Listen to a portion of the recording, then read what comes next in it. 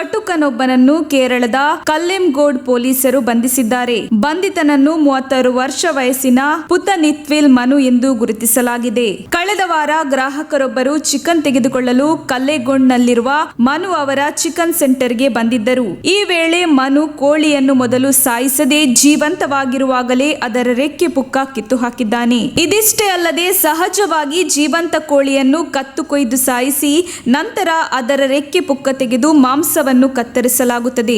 ಆದರೆ ಕಟುಕ ಇದ್ಯಾವುದನ್ನು ಮಾಡದೆ ನೇರವಾಗಿ ಜೀವಂತ ಕೋಳಿಯನ್ನು 2 ಭಾಗ ಮಾಡಿದ್ದಾನೆ. ಇದಕ್ಕೆ ಸಂಬಂಧಿಸಿದ ವಿಡಿಯೋ ಸಾಮಾಜಿಕ ಜಾಲತಾಣಗಳಲ್ಲಿ ವೈರಲ್ ಆದ ಬಳಿಕ ಪೊಲೀಸರ ಗಮನಕ್ಕೆ ಬಂದು ಆರೋಪಿ ಮನುವನ್ನು ಬಂಧಿಸಲಾಗಿದೆ.